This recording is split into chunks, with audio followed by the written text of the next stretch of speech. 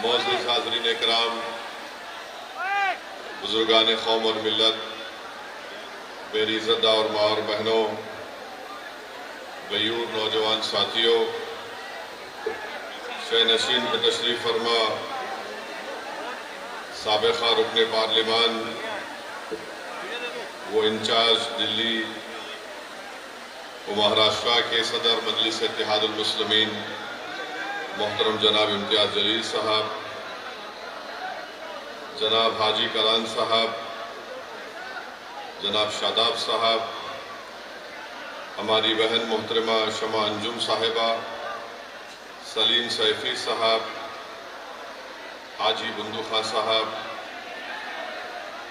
शोएब जामाई साहब जो हमारे दिल्ली प्रदेश के MIM पार्टी के सदर हैं, हाजी मेहरुद्दीन साहब, फ़खरुद्दीन अंसारी साहब, इकराम साहब, आसिफ साहब, मंजर शोएब साहब, डॉक्टर इरशाद साहब, असगर अंसारी साहब, इमरान खान साहब, मोहतरमा समा नबी साहिबा, अजीज दोस्तों और बुजुर्गों, मैं आपके दरमियान में इसलिए आया हूँ आपसे गुजारिश करने के लिए कि मुस्तफ़ाबाद विधानसभा के लिए मजलिस इत्तेहादुल मुस्लिमीन ने जनाब ताहिर हुसैन साहब को अपना उम्मीदवार नामजद किया है।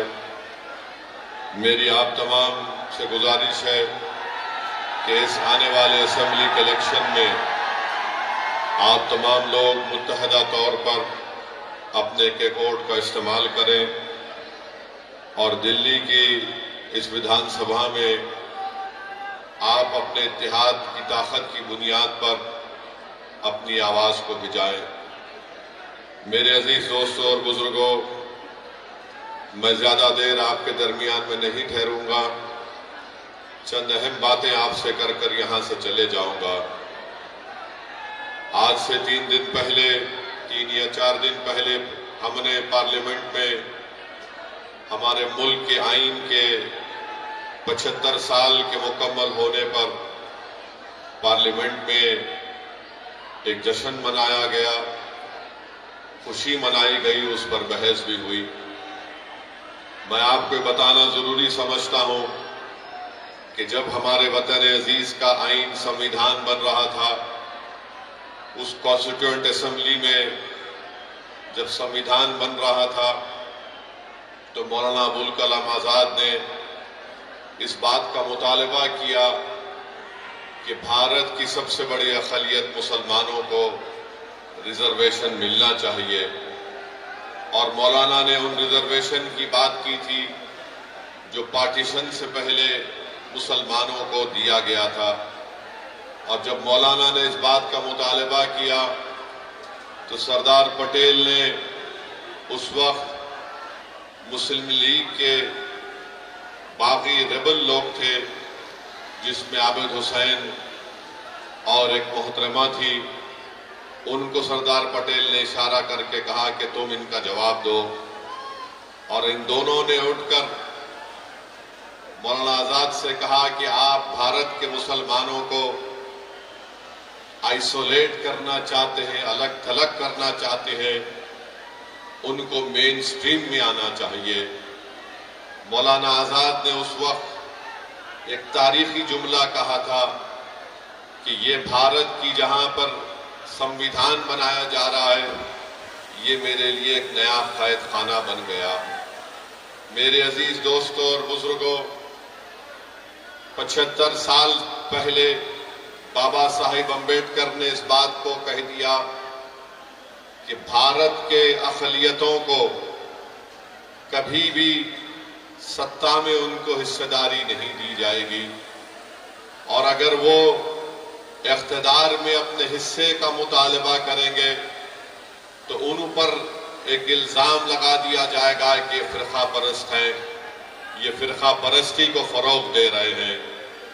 और बाबा साहिब अम्बेडकर ने ये कहा कि इसी को मैं देखते हुए मैंने शेड्यूल कास्ट के लिए संविधान में उनके हुकूक की हिफाजत के लिए मैंने उसको संविधान में लिखाया। बताइए 75 साल में क्या बदला? लोग आज असदुद्दीन ओवैसी पर इल्जाम तो लगाते हैं भड़काऊ भाषण का, मगर जो बात मौलाना आजाद ने कही थी, आज 75 साल के बाद भी हम इस बात का मुतालबा कर रहे हैं कि हमको रिजर्वेशन मिले, मजहब की बुनियाद पर नहीं, समाजी, इक्तिसादी और तालीमी पसमानदगी की बुनियाद पर मिले। जब हम इस बात का मुतालबा करते हैं कि हमको हिस्सेदारी दिया जाए, तो इल्जाम हम पर यह लगाया जाता है कि तुम फिरका परस्ती को फरोग देना चाहते हो। इल्जाम उस वक्त भी लगा था 75 साल पहले, आज भी लग रहा है। मेरे अजीज दोस्तों, बुजुर्गों, नौजवानों, मेरी इस बात को आप जहन नशीन कर लीजिए कि जब मजलिस इस बात का मुतालबा करती है कि मुस्लिम अक़लियत की भी एक लीडरशिप होनी चाहिए, मुस्लिम अक़लियत को भी उनका हिस्सा मिलना चाहिए इक़्तिदार में, तो आज जो लोग मजलिस को गाली देते हैं और इल्जाम लगाते हैं, मुझे उनके इल्जाम की फिक्र नहीं है, क्योंकि यही लोग थे जो 75 साल पहले भी मौलाना आजाद पर इल्जाम लगाए। बल्कि अम्बेडकर ने यह कह दिया था कि जब इस मुल्क की अक़लियत अपने हिस्सेदारी की बात करेगी, तो इस मुल्क की अक्सरियत ये कहेगी कि ये फिरका परस्ती की और नेशनलिज्म की बात कर देते हैं। मेरे अजीज दोस्तों और बुजुर्गों, आज फिर आपके पास एक वक्त आया है, आप यहां से मजलिस के उम्मीदवार को कामयाब करिए। ये एक शख्स की कामयाबी नहीं होगी, बल्कि ये आपकी एक सोच की कामयाबी होगी। ये एक शख्स को आप मुत्तहदा तौर पर अपना वोट डालकर कामयाब नहीं करेंगे, बल्कि आप अपनी एक लीडरशिप को मजबूत करेंगे। भारत में सब समाज की लीडरशिप बन सकती है, मगर अगर किसी एक समाज की सियासी लीडरशिप अगर कोई बर्दाश्त नहीं करता, तो वो मुसलमानों की सियासी लीडरशिप को कोई बर्दाश्त नहीं कर सकता। मंशा और मकसद एक ही है कि हम गुलामी करते रहें, हम भीख मांगते रहें, हम इक़्तिदार में हिस्से का मुतालबा ना करें, बल्कि आज हमको ये कहा जाता है कि अगर तुम जिंदा हो तो हमारी वजह से हो। मगर बताइए मेरे अजीज दोस्तों और बुजुर्गों, हम कब तक घुट कर, हम कब तक डर डर कर जिंदगी गुजारेंगे? जमहूरियत है, भारत के आईन के मुताबिक, संविधान के मुताबिक हम सब तमाम बराबर हैं, हम इंसान हैं, और जिस तरह हर किसी को अपने समाज की लीडरशिप बनाने का कासिल है, उसी तरह भारत के मुसलमानों को भी अपनी लीडरशिप बनाने का इख्तियार हासिल है। लोग बार बार कहते हैं कि मजलिस जिस चीज की बात करती है उससे बीजेपी को फायदा होगा। मैं उन लोगों से पूछना चाह रहा हूं, बताओ, हम क्या दुनिया में इसलिए पैदा हुए कि तुमको जिताएं, तुमको कामयाब करें, और हम वोट तुमको डालें और तुम बीजेपी को रोक नहीं पाते हो? बीजेपी इख्तिदार पर दोबारा आ जाती है। याद रखिए, भारत के मुसलमानों को इस बात का फैसला करना है कि आप कब तक नाम निहाद सेकुलर पार्टियों के झोली में अपना वोट डालेंगे। बीजेपी को जो रोक नहीं पाते, मैंने उस वक्त भी पार्लियामेंट में उठकर कहा था जब 2024 के चुनाव का रिजल्ट आया था, मैंने कहा था कि मोहब्बत की कामयाबी नहीं है। जिस तरह तीसरे मर्तबा नरेंद्र मोदी भारत के वजीर आजम बने, ये मोहब्बत की कामयाबी नहीं है, ये नफरत की कामयाबी है। और उसी की बुनियाद पर तीसरी मर्तबा बीजेपी 240 सीट लेकर आई, मगर सबने कहा कि नहीं नहीं, बीजेपी के सीट की तादाद में कमी पैदा हुई है। अरे बताओ, हरियाणा कैसे जीत गई बीजेपी? बताओ, महाराष्ट्र कैसे जीत गई बीजेपी? हम पुकारते रहे, हम अपने हलफ को सूखा कर लिए, चीख मार मार कर कहते रहे, देखो ये हमारा काम नहीं है, हम बीजेपी को रोकना जरूरी है, मगर ये पूरी जिम्मेदारी हम पर क्यों आयद करते हैं? अरे एक ही समाज है जो बीजेपी के खिलाफ वोट दे रहा है, उसका नाम मुसलमान है। बाकी के सब समाज है, उनकी अक्सरियत, उनकी मेजॉरिटी बीजेपी को वोट डाल रही है, मगर हमारे गले में सांप डाल दिया गया कि नहीं, तुम बीजेपी को रोको। अरे बताओ तुमने हरियाणा में क्यों नहीं रोके बीजेपी को? बताओ दिल्ली में एक भी क्यों नहीं जीता तुम्हारा? तुमने तो मुसलमान को टिकट देना तो दूर की बात, तुम बीजेपी को नहीं रोक पाए। कौन जिम्मेदार है इसका? मेरी बात आप समझिए, याद रखिए। अगर आप फिर से इसका शिकार होंगे, नहीं नहीं हमको बीजेपी को रोकना है, यकीनन रोकना है, मगर रोकने का मतलब ये नहीं है कि तुम अपने बच्चों को जो 5 साल से जेल में सड़ रहे हैं, जिनका नाम वो लेना नहीं चाहते, आप उन्हीं को वोट देंगे? जो 5 साल से जो जेल में सड़ रहे हैं, जिसका बाप परेशान, जिसकी बीवी परेशान, जिसके औलाद बच्चे थे जवान हो गए, उनका नाम नहीं लेना चाहते। जो बच्चे जेलों में सड़ रहे हैं तो उनका नाम नहीं लेते, मगर आप उनको वोट देना चाहेंगे। ये बीजेपी को रोकना है। अरे बीजेपी को तो हम ही रोक रहे हैं। हम बीजेपी को ना कभी वोट दिए ना कभी देंगे, मगर ये लोग क्या बीजेपी को रोक पा रहे? नहीं रोक पा रहे। ये अपनी जबान से नाम तक नहीं लेते। ताहिर हुसैन के नाम का ऐलान किया तो सबके पेट में दर्द शुरू हो गया। ताहिर हुसैन का नाम का ऐलान किया तो सबके सर में दर्द शुरू हो गया। अरे जिसके पेट में दर्द हो रहा है, जिसके सर में दर्द हो रहा है, क्या तुम भूल गए कि तुम ताहिर हुसैन की घर की छत पर बैठकर कितने मर्तबा ताहिर हुसैन ने तुमको खाना खिलाया था? क्या तुम भूल गए कि ताहिर हुसैन की छत पर बैठकर तुमने क्या क्या गुफ्तगू की थी? आज कोई नहीं पलट कर पूछता उस घर की तरफ। बताओ जुल्फिकार सैफी जेल में कैसे? इस मुल्क में अजीबो गरीब मामला है कि 2 मुख्यमंत्री जेल को चले गए, झारखंड के, दिल्ली के, इनको बेल हो गई, मगर जो 5 साल से सड़ रहे हैं उनको बेल नहीं होती है। कौन है इसका जिम्मेदार? अकाउंटेबिलिटी किस पर आयद होगी? बताओ। कब तक नेशनल मेजॉरिटी और नेशनल माइनॉरिटी को दबाया जाएगा? कब तक ये बहस चलेगी? नेशनल मेजॉरिटी है, नेशनल माइनॉरिटी है। अरे कानून तो सबके लिए अगर बराबर है, अगर केजरीवाल को बेल हो गई, सिसोदिया को बेल हो गई, तो क्यों नहीं दूसरों को बेल हो रही है? सब पर भी वही ग्रीवियस ऑफेंसेस है, मगर तुमको बेल हो सकती है और जो बच्चे जेलों में सड़ रहे हैं उनको बेल क्यों नहीं हो सकती? बताओ मेरे अजीज दोस्तों और बुजुर्गों, यही नाइंसाफी है। अगर आज आप मुस्तफाबाद से अपनी आवाज को बुलंद करना चाहते हैं, अगर आप इस नाइंसाफी को खत्म करना चाहते हैं, तो मुत्तहिदा तौर पर अपने वोट का इस्तेमाल करिए। मैं जिम्मेदारी के साथ मुस्तफाबाद में खड़े होकर आप तमाम बुजुर्गों, नौजवानों और हमारी माँ और बहनों से अर्ज करने आया हूं, यहां से अगर आप बीजेपी की कामयाबी को रोकना चाहते हैं तो आपको मजलिस इत्तेहादुल मुस्लिमीन के उम्मीदवार के हक में मुत्तहिदा अपने वोट का इस्तेमाल करना पड़ेगा। हाँ, मेरे जाने के बाद और चुनाव के दौरान बहुत से लोग आकर बहुत सी बातें कहेंगे, अरे क्या कर रहे हो, वैसी सिर्फ जज्बाती तकरीर करता है। अरे जज्बाती तकरीर अगर तुम नहीं कर सकते तो इसमें मेरा क्या गलती है? मेरी क्या गलती है? मगर याद रखिए, मैं जज्बाती तकरीर नहीं करता हूं, मैं सच्चाई को बयान करने की कोशिश करता हूं। इम्तियाज जलील को हराने वाले कौन? मुसलमान थे। इम्तियाज जलील को हराने वाले मुसलमान थे औरंगाबाद में। नासिर सिद्दीकी को हराने वाले कौन थे? मुसलमान थे। धूलिया से जहां पर मजलिस का एमएलए था, फारूक शाह को हराने वाले कौन थे? हमारे ही सफों में वो मीर जाफर और मीर साजद के एजेंट छुपे हुए, वो दोबारा मुस्तफाबाद को भी आएंगे, आकर तुमसे कहेंगे मैं तुमको कह रहा हूं।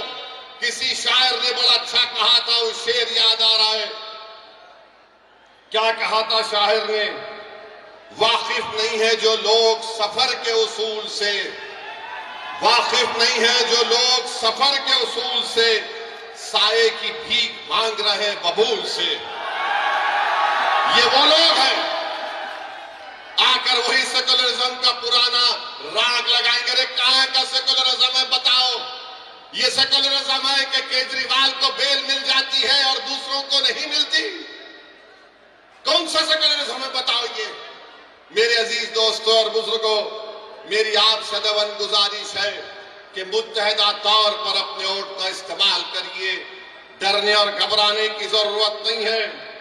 अब हमारे जाने के बाद मजलिस के उम्मीदवार का जलसा हो चुका, तो लोग आके बोलेंगे देखो बीजेपी को रोकना है, यकीनन रोकना है।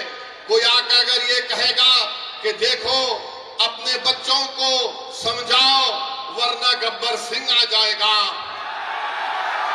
तो मैं उनसे कहूंगा कि आप उनको जवाब दीजिए कि अब हम सोने वाले नहीं है, अब हम जाग चुके हैं, अब हम नहीं सोएंगे। तुम 75 साल के हमको ये झूठे सेकुलरिज्म की अफीम हमको चका चका कर तुमने हमको सुला दिया। अब हम जागने वाले हैं। जो लोग हमसे कह रहे हैं कि देखो खामोश हो जाओ, सो जाओ, उनसे कहो कि हमारे दरमियान में एक पागल असद आया है जो हमारा शेर है, हमको जागने की आदत डाल चुका है। अब हम जागेंगे, सोएंगे नहीं। अब हम होशमंदी से अपने वोट का इस्तेमाल करेंगे। मेरे अजीज दोस्तों और बुजुर्गों, आपकी आवाज आपके हाथ में है, आपकी आवाज आपके हाथ में है। अगर हमारी इस बहन की ये जज्बाती बातें जो ताहिर हुसैन की वाइफ ने, उनकी बेगम ने आपके सामने कही, थोड़ी देर के लिए ये भी सोचिए कि हमारे हर घर की कहानी है, ये हमारे हर घर की कहानी है। मेरे भाई, इज्जत की जिंदगी अगर गुजारना है तो सिर्फ नारों से हम इज्जत की जिंदगी नहीं गुजार सकते। अगर हम मुस्तफाबाद में सफाई का इंतजाम चाहते हैं, मुस्तफाबाद में वो ब्रिज रोड की ट्रैफिक जहां पर उसका मसला हल करना चाहते हैं, हम अच्छा पीने का पानी हासिल करना चाहते हैं, हम स्कूल चाहते हैं, कॉलेज चाहते हैं, तो सिर्फ नारों से नहीं होगा। तुमको अपनी आवाज को भिजाना पड़ेगा, दिल्ली के विधानसभा में लड़ना पड़ेगा तुमको, और उसके लिए आपको एक वोट का सही इस्तेमाल जब आप करेंगे तभी आपको कामयाबी मिलेगी। वरना सिर्फ हम वोट डालने वाले बनकर रह गए, हम वोट लेने वाले नहीं बन सके। वोट हासिल करो, और कैसे हासिल करेंगे? जब आप मजलिस के अपने वोट का इस्तेमाल करेंगे। लोग बहुत सी बातें करेंगे, ये नहीं होने वाला है, ये फुला होने का ऐसा होगा। मेरे अजीज दोस्तों और बुजुर्गों, क्या क्या आपने देखा? मुझे यहां पर यह बताया गया, बल्कि सच्चाई है, दिल्ली में वो फसाद हुआ, 2022 का प्रोग्राम हुआ। यहां का मुख्यमंत्री अगर मरने वालों को 1 करोड़ देता है, गवर्नमेंट की नौकरी देता है, तो दूसरे भी तो मरे, उनको क्यों नहीं दिया तुमने गवर्नमेंट की नौकरी और पैसे? अरे तुम फिरका परस्त हो केजरीवाल, भारत में तुमसे बड़ा कोई फिरका परस्त नहीं हो सकता है। नरेंद्र मोदी का अगर कोई हकीकी भाई है, नरेंद्र मोदी का अगर कोई हकीकी भाई है तो उसका नाम केजरीवाल है, याद रखो आप। सिक्के के 2 रुख हैं ये, सिक्के के 2 रुख हैं ये। अरे फसाद में सब मरे, मरने वाले मासूम थे, तो तुम सबको देना था गवर्नमेंट की नौकरी और एक्स ग्रेशिया, मगर नहीं दिए, नहीं दिए। मैंने उस वक्त भी कहा, कौन है बताओ, जब ये कोविड लगा था तो तबलीगी जमात पर झूठा इल्जाम लगाने वाला कौन था? यही केजरीवाल था। सुपर स्प्रेडर का नाम दिया था। बड़ी बड़ी बातें करते हैं, हम ये स्कूल बनाए, हम फुला किए। अरे मुस्तफाबाद को केजरीवाल मेरे साथ चल के बताओ तुमने क्या काम किया, मैं दिखाऊंगा तुमको। यहां पर आएंगे, मुसलमानों के दरमियान में आएंगे तो बोलेंगे देखो आपकी जिंदगी को हम बचा रहे हैं, और हमारे हिंदू भाइयों के इलाकों में जाएंगे तो बोलेंगे देखो हमने ये अस्पताल बनाया, ये स्कूल बनाया। क्यों अस्पताल स्कूल यहां पर क्यों नहीं बना? मेरे अजीज दोस्तों और बुजुर्गों, जो लोग चमचागिरी करते हैं, जो लोग चापलूसी करते हैं, जो अपने ईमान को अखियारों की चौखट पर बेच देते हैं, गिरवी रख देते हैं, वो कभी भी अवाम की आवाज नहीं बन सकते। मेरी इस बात को याद रखो आप, कभी भी कुछ नहीं कर पाते। क्या क्या नहीं हो रहा है। मुझे यहां पर हमारे शोएब जामाई साहब बताए कि कचरे का कितना बड़ा मसला है, कितना बड़ा मसला है। और जब ये केजरीवाल मुख्यमंत्री बने तो पब्लिसिटी के लिए 1 रुपया खर्चा होता था। अब केजरीवाल के मुख्यमंत्री बनने के 44 रुपए पब्लिसिटी पर खर्चा किए जाते हैं। 44 रुपये अपना घर बनाए। केजरीवाल ने अपना घर बनाया तो गवर्नमेंट के पैसों से महल बना लिया। अरे केजरीवाल, तुम यहां पर आकर देखते मुस्तफाबाद में लोग कैसी अपनी जिंदगी गुजारते हैं। मेरे अजीज दोस्तों और बुजुर्गों, नेशनल ग्रीन ट्रिब्यूनल ने दिल्ली हुकूमत पर 900 करोड़ रुपए का उनका कहा कि कंपनसेशन दो, मगर ओखला, गाजीपुर, भलसावा में जो कचरे के पहाड़ बन रहे हैं, ऐसा लगता है कि जूनागढ़ के गिरनार से भी लंबे पहाड़ कचरे के बन रहे हैं।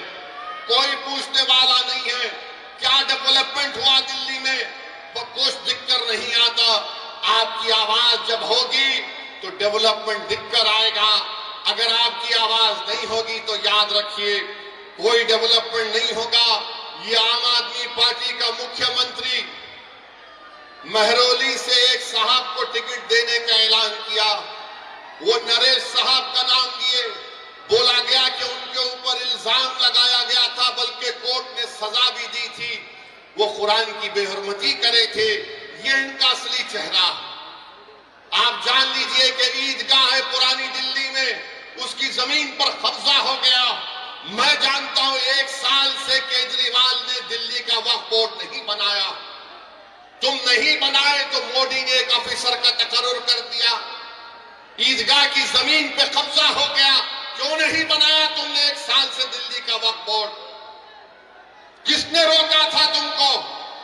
मगर नहीं बनाया इसलिए ताकि कब्जे हो जाए, ताकि कोई कुछ कर ले।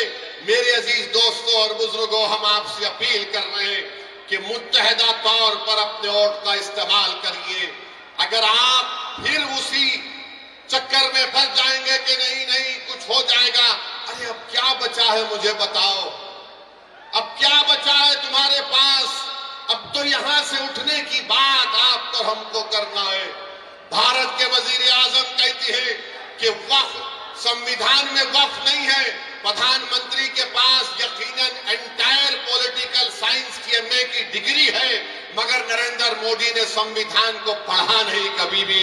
अगर पढ़े होते तो आर्टिकल 26 को जब पढ़ते तो उनको मालूम हो जाता आर्टिकल 26 में वक्फ है। प्रधानमंत्री बोलते हैं यूसीसी को लागू करेंगे। अरे प्रधानमंत्री, हिंदू अनडिवाइडेड फैमिली के टैक्स रिबेट तुम खत्म करो। लव जिहाद के कानून तुम बनाते हो। कोई अपना मजहब तब्दील नहीं कर सकता। और आजकल बीजेपी तो बाबा साहेब अंबेडकर के बारे में अनाप शनाप बक रही है। अगर आज अंबेडकर जिंदा होते तो अंबेडकर से कहा जाता कि अगर आप मजहब तब्दील करना चाह रहे तो परमिशन लो। वक्फ की जायदादों को छीनने की कोशिश बीजेपी कर रही, और दिल्ली में 1 साल से वक्फ बोर्ड नहीं बनाया जाता।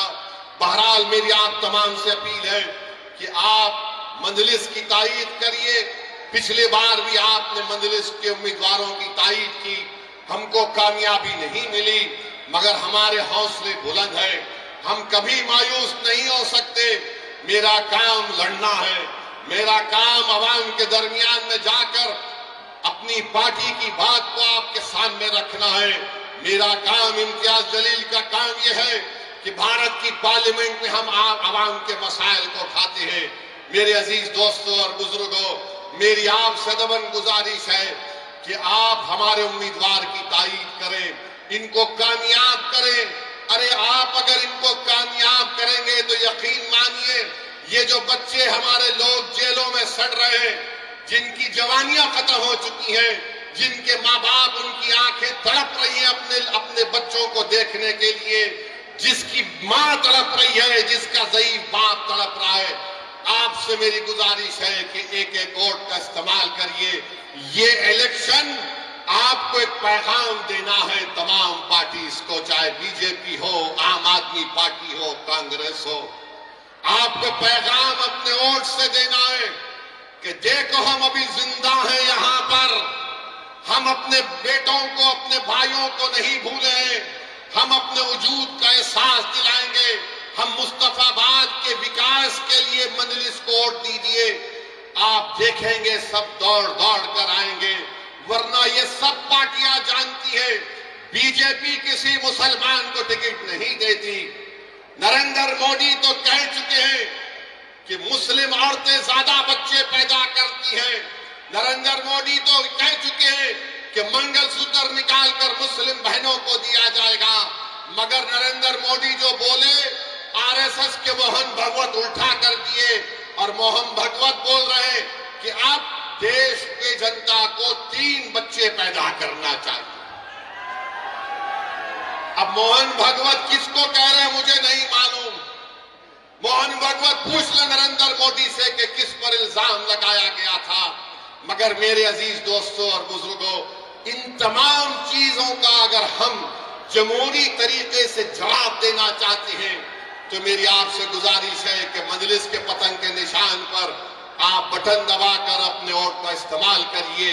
यकीनन बीजेपी को रोकना है, मगर मैं कोई कूली नहीं हूं सेकुलरिज्म का कि मैं 75 साल से मैं ही इस फर्ज को निभा रहा हूं। हम कब तक इस बोझ को उठाएंगे बताओ?